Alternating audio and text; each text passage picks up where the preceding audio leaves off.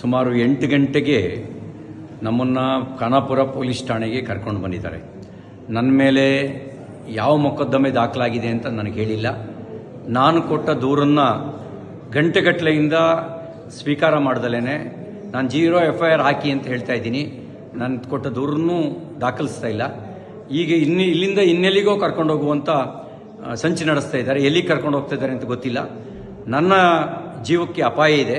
ನನ್ನ ಜೀವಕ್ಕೆ ಏನಾದರೂ ಅಪಾಯ ಆದರೆ ಅದಕ್ಕೆ ಕಾರಣ ಇಲ್ಲಿರುವ ಕಾಂಗ್ರೆಸ್ ಸರ್ಕಾರ. ಅವ್ರ ಜವಾಬ್ದಾರಿ ಹೊತ್ಕೋಬೇಕಾಗತ್ತೆ. ನನ್ನ ವಿರುದ್ಧ ಸುಳ್ಳು ಸುದ್ದಿ ಹಬ್ಬಿಸಿ ಸುಳ್ಳು ಕಂಪ್ಲೇಂಟ್ ಕೊಟ್ಟು ನನ್ನನ್ನು ಕೊಲೆ ಮಾಡ್ತಕ್ಕಂಥ ಸಂಚು ನಡೆಸಿದ್ದಾರೆ.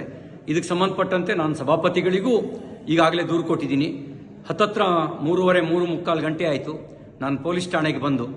ಏನು ದೂರಿದೆ ಅಂತಲೂ ಹೇಳಿಲ್ಲ, ನಮಗೆ ಏನು ಬೇಕು ಅಂತಲೂ ಕೇಳಿಲ್ಲ. ಹೀನಾಯವಾಗಿ ನಡೆಸ್ಕೊಳ್ಳೋ ಕೆಲಸ ಮಾಡ್ತಾ ಇದ್ದಾರೆ. ಮತ್ತು ಇಲ್ಲಿಂದ ಎಲ್ಲಿಗೆ ಕರ್ಕೊಂಡು ಹೋಗ್ತಾರೆ ಅನ್ನೋದು ಕೂಡ ನನಗೆ ಸ್ಪಷ್ಟತೆ ಇಲ್ಲ. ನನ್ನ ಜೀವಕ್ಕೆ ಏನಾದರೂ ತೊಂದರೆ ಆದರೆ ಅದಕ್ಕೆ ಪೊಲೀಸರು ಮತ್ತು ಇಲ್ಲಿಯ ಸರ್ಕಾರ, ವಿಶೇಷವಾಗಿ ಲಕ್ಷ್ಮೀ ಹೆಬ್ಬಾಳ್ಕರ್, DK ಶಿವಕುಮಾರ್ ಅವ್ರ ತಂಡವೇ ಇದಕ್ಕೆ ಕಾರಣ ಆಗುತ್ತೆ ಅನ್ನೋದನ್ನು ಈ ಮೂಲಕ ನಾನು ತಿಳಿಸೋದಕ್ಕೆ ಬಯಸ್ತಾ ಇದ್ದೀನಿ. ಎಲ್ಲವೂ ನಿಗೂಢವಾಗಿದೆ. ಯಾವುದೋ ಕ್ರಿಮಿನಲ್ಗಳನ್ನು ನಡೆಸ್ಕೊಳ್ಳೋ ರೀತಿಯಲ್ಲಿ ನಡೆಸ್ಕೊಳ್ತಾ ಇದ್ದಾರೆ. ಅವರು ನಡೆಸ್ಕೊಳ್ತಿರೋ ರೀತಿ ಅನುಮಾನ ಹುಟ್ಟಿಸ್ತಾ ಇದೆ. ಪ್ರತಿಯೊಂದು ನಡೆಯೂ ಕೂಡ ಅನುಮಾನಾಸ್ಪದವಾಗಿದೆ ಅವರು ನಡ್ಕೊಳ್ತಿರ್ತಕ್ಕಂಥ ರೀತಿ.